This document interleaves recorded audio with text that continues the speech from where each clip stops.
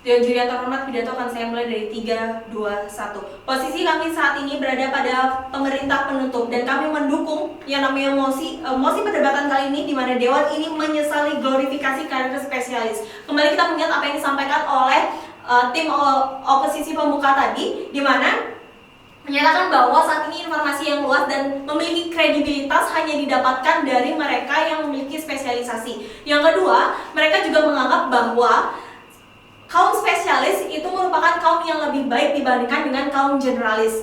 Hal ini sangat disayangkan untuk karena di perdebatan kali ini memfokuskan pada glorifikasi karir spesialis. Mengingat juga apa yang disampaikan oleh pemerintah pembuka di sana hanya memfokuskan bahasan mereka pada jenjang karir spesialis tersebut yang dikomparasi dengan jenjang karir kaum generalis. Dan fokus mereka bagaimana standarisasi dari lapangan pekerjaan, baik itu pada spesialis, karir spesialis maupun karir kaum generalis. Untuk itu kami dari pemerintah penutup memfokuskan bahwa bahasan pada perdebatan kali ini bagaimana glorifikasi dari karir spesialis tersebut. Jadi harus digarisbawahi atau bottom line adalah glorifikasi karir spesialis, di mana pembahasan di sini bukan membahas tentang perbandingan mana yang lebih baik antara karir spesialis maupun kaum generalis.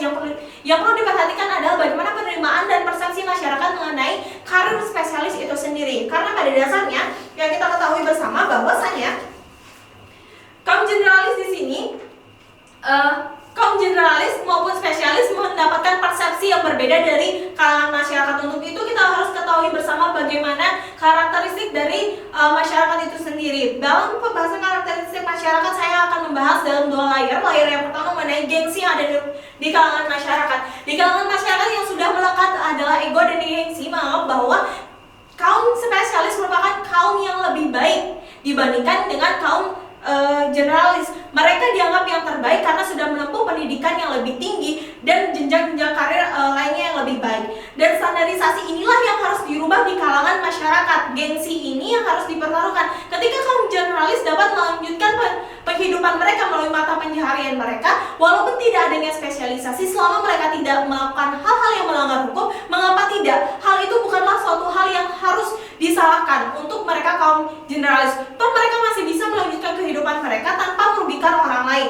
Itulah mengapa gengsi di sini dari kalangan masyarakat yang karakter ini harus disingkirkan tersebut, karena akan mendatangkan tekanan emosional bagi masyarakat, baik itu dari kaum generalis ataupun kaum spesialis. Untuk layer yang kedua mengenai ekspektasi, masyarakat cenderung menaruh ekspektasi yang tinggi pada mereka yang memiliki spesialis tersebut dalam karirnya atau karir spesialis, sedangkan mereka akan cenderung menganggap rendah atau ekspektasi yang rendah pada mereka kaum generalis. Hal ini sangat disayangkan, padahal dalam kehidupan sehari-hari para kaum spesialis di sini juga banyak dibantu oleh kaum generalis, misalkan seperti pembantu rumah tangga, kemudian driver, dan juga penjaga keamanan. Di sini sangat disayangkan jika adanya karakteristik ekspektasi yang tinggi hanya pada mereka yang memiliki spesialis itu tadi. Yang selanjutnya akan dibahas mengapa disesalinya glorifikasi karir spesialis ini dapat dijustifikasi. Yang pertama, layer pertama yang dapat saya sampaikan bahwa glorifikasi spesialis, karir spesialis ini ada juga membawa dampak buruk. Dari yang pertama, bagaimana proses menuju spesialis itu yang sangat panjang, harus ada privilege yang dikorbankan baik itu waktu maupun dari segi finansial. Ketika mereka untuk mencapai tujuan spesialisasi pada hal tertentu karir tersebut, mereka harus mengeluarkan waktu yang lebih banyak, dana yang lebih banyak, dan kaum generalis tidak bisa untuk mendapatkan hal itu. Padahal nyatanya ketika kaum generalis walaupun tidak bisa mendapatkan hal itu, tidak bisa mengeluarkan dana yang lebih untuk mendapatkan spesialis, mereka masih bisa melakukan pekerjaan lainnya yang tidak merugikan orang lain. Jadi untuk kaum spesialis di sini adanya glorifikasi di sini sangat disayangkan karena mengagung-agungkan karir spesialis tersebut dan menyayangkan proses yang sudah dan mengabaikan proses yang sudah dilalui oleh kaum generalis. Padahal kaum generalis juga sama-sama harus diperhatikan dan diberi apresiasi atas etos kerja yang sudah mereka lakukan. Untuk itu glorifikasi sangat disesali adanya glorifikasi pada karir spesialis di sini. Layer yang kedua yang akan saya jelaskan bagaimana penerimaan persepsi pribadi ketika spesialis tersebut gagal dicapai oleh seseorang. Penyesalan besar akan ada pada dirinya sendiri sehingga dirinya akan membandingkan dirinya sendiri dengan orang lain, membandingkan bagaimana pendapatan yang dia terima dengan orang lain, kemudian bagaimana keluarga dengan orang lain. Itu yang sangat disayangkan. Akan ada bumerang tersendiri yang didapatkan ketika adanya glorifikasi spesialis di sini. Ketika spesialis tersebut diagung-agungkan dan ketika gagal, itu akan menjadi bumerang besar bagi individu tersebut. Dan layer yang ketiga akan saya sampaikan, di mana dalam dunia spesialis tersebut ada jatuh bangunnya. Hal yang terburuk, suatu kondisi bahwa persaingan dunia spesialis, tentu orang yang memiliki spesialis satu akan bersaing dengan orang dengan spesialis yang sama.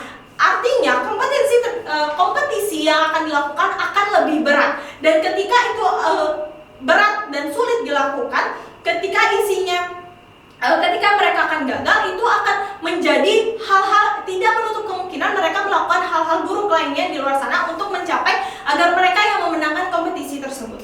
Kemudian layer yang keempat, dengan adanya narasi glorifikasi karir spesialis ini muncul di tengah-tengah masyarakat bahwa orang-orang akan menganggap spesialis tadi akan lebih diagungkan dan mengesampingkan mereka kaum generalis. Hal ini menjadi standarisasi baik bagi kaum spesialis dan menjadi standarisasi yang kurang diapresiasi bagi mereka kaum generalis. Hanya akan ada beberapa golongan saja yang menjadi standarisasi baik yang dianggap baik dan mengesampingkan hal-hal lainnya. Maka diskriminasi tidak menutup kemungkinan itu terjadi di kalangan masyarakat dari kaum yang memiliki karir spesialis dengan kaum yang generalis. Padahal nyatanya ketika mereka hanya melakukan pekerjaan seperti menjaga keamanan, driver, pramusaji dan lain sebagainya, itu memiliki etos kerja yang baik yang perlu diapresiasi. Namun pada masyarakat di sini anggapannya mereka adalah kaum dengan yang kurang baik gitu, karena ada standarisasi dari masyarakat dengan ekspektasi yang ada. Kemudian ada pula komparasi yang akan saya sampaikan. Yang pertama, perbandingan antara pekerjaan spesialis dengan pekerjaan biasa. Banyak ketika mereka mencapai pekerjaan spesialisnya, tentu mereka harus mengorbankan berbagai hal. Ketika mereka tidak mampu untuk melakukan hal itu, dengan apa yang mereka miliki, mereka punya ambisi, mereka bisa saja melakukan berbagai hal untuk mencapai jenjang spesialis itu. Dan ketika mereka tidak menutup kemungkinan mereka melakukan hal-hal buruk yang melanggar hukum untuk mencapai ambisi itu. Padahal ketika mereka bekerja sebagai kaum generalis, itu bisa membantu kehidupan mereka lebih baik tanpa melanggar hukum yang ada. Sekian dari saya, terima kasih. Baik, terima kasih atas kesempatan yang telah diberikan Dewan Juri yang terhormat. Di sini saya akan melanjutkan pidato dari rekan saya. Baik, sepertinya di sini dari tim opposition mengalami kekeliruan dalam memahami mosi, karena di sini kita tidak membahas mana yang lebih baik ataupun mana yang lebih buruk antara karir generalis ataupun spesialis, melainkan kita di sini berfokus kepada penyesalan glorifikasi terhadap kepada karir spesialis. Baik, di sini yang menjadi goals dan menjadi tujuan kami kenapa kami sangat menentang glorifikasi karir spesialis di sini adalah karena ketika glorifikasi karir spesialis dilakukan, maka di sini akan meninggalkan banyak sektor ataupun meninggalkan banyak bidang pekerjaan yang bisa dikerjakan oleh kaum generalis, karena dimana dia hanya berfokus untuk berlari dan mengejar karir spesialis tersebut, sehingga menumbuhkan suatu habit yang baru dari masyarakat di lingkungan sekitar. Jadi di sini tujuan kita adalah menghilangkan gengsi karena adanya karir spesialis ini demi mempertahankan banyaknya bidang ataupun sektor dari karir generalis. Di sini opening opposition mengatakan glorifikasi merupakan sebuah acuan atau dukungan sehingga orang-orang dapat mengetahui bahwa karir spesialis itu sangat penting ataupun orang-orang yang ada di dalamnya itu memang ahli di bidangnya. Tetapi apa yang menjadi jaminan bahwa orang yang memiliki karir spesialis dan diglorifikasi itu bisa bertahan hidup ataupun bisa melanjutkan hidup ketika diterpa oleh masalah ataupun tantangan-tantangan yang ada di depan. Contoh seperti ketika pandemi COVID-19 kita semua diterpa oleh sebuah permasalahan di mana ada terjadi social distancing, adanya lockdown. Apa yang bisa dilakukan oleh kaum-kaum yang hanya memiliki kemampuan di satu bidang bidang itu untuk bertahan hidup. Sekali lagi, apakah glorifikasi karir spesialis ini bisa apa yang menjamin bahwa mereka bisa bertahan hidup atau melanjutkan hidup ketika menghadapi sebuah permasalahan? Mereka juga mengatakan kemampuan generalis tidak mungkin menggantikan seseorang spesialis. Jika itu memang benar terjadi, ketika kaum generalis tidak bisa menggantikan posisi seorang spesialis, pertanyaan akan saya balik, apakah kaum spesialis bisa menggantikan posisi kaum generalis, sedangkan mereka hanya memiliki satu kemampuan di bidang itu saja? Berarti di sini bisa saya simpulkan bahwa posisi kaum generalis dan spesialis itu posisinya simetris ataupun sama, posisinya itu sejajar, jadi berhak mendapatkan sebuah apresiasi yang sama untuk saling meningkatkan etos kerja. Karena sayang sekali jika hanya kaum spesialis yang mendapatkan sebuah glorifikasi tersebut. Yang ketiga, mereka juga mengatakan lowongan pekerjaan menjadi terbatas. Salah satu penyebabnya karena adanya kaum privilege tersebut. Jadi di sini kaum privilege tersebut, kalau dari sudut pandang refleksi saya pribadi, kaum privilege tersebut juga termasuk dari kaum spesialis. Mengapa demikian? Untuk berada di titik kita menjadi seorang spesialis harus mengikuti proses yang sangat panjang dan itu biayanya sangat mahal dari segi finansial. Orang yang memiliki finansial yang cukup besar ataupun memiliki finansial yang banyak itu bisa dikatakan sebagai kaum privilege. Jadi memang benar adanya glorifikasi karir spesialis ini menyebabkan penyempitan lowongan pekerjaan untuk orang-orang yang ada di bidang generalis ini. Untuk selanjutnya, closing opposition mengatakan logikanya susah untuk pendidikan spesialis susah untuk ditempuh karena peminatnya sedikit. Apakah susah? Di sini pertanyaan saya, apakah susah ditempuh atau karena biayanya mahal?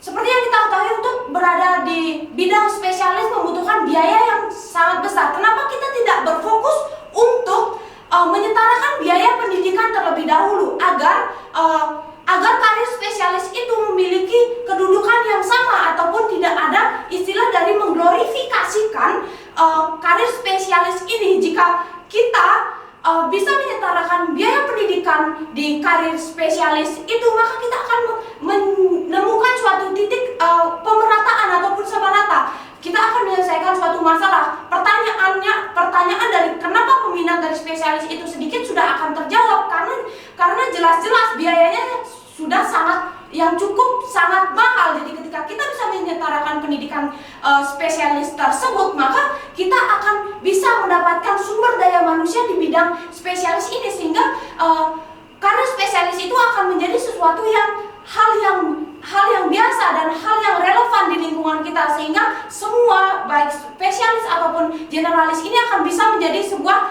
karir yang sama rata. Untuk selanjutnya adalah mereka juga mengatakan zaman selalu berubah dan spesialis tidak bertahan lama, dan itu dari pihak closing opposition itu mengatakan bahwa itu merupakan hal yang tidak apa-apa. Tapi bisa kalian bayangkan jika adanya kecemburuan antara pihak generalis dengan spesialis, itu akan menyebabkan terjadinya huru-hara. Di sini kelangkaan spesialis yang akan dilawan oleh pihak generalis akan menimbulkan sebuah huru-hara dan bisa menimbulkan suatu konflik yang sangat besar, dan itu pun akan menyebabkan sebuah kerugian karena terjadinya huru-hara tersebut. Dan untuk selanjutnya adalah jika dikonversi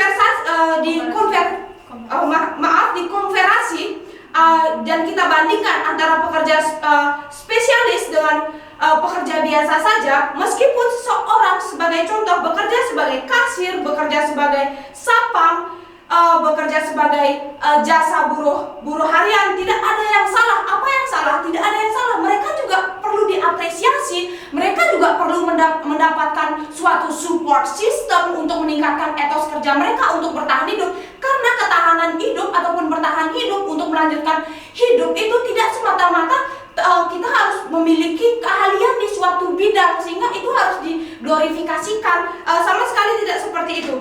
Dan pekerjaan mereka itu tuh gampang digantikan atau tidak apa-apa. Mereka mudah mencari pekerjaan lain. Jadi jika suatu hari nanti bertemu suatu masalah, mereka gampang untuk pindah menjadi pekerjaan untuk bertahan hidup. Jadi sekian pidato dari saya. Saya bangga menjadi closing government.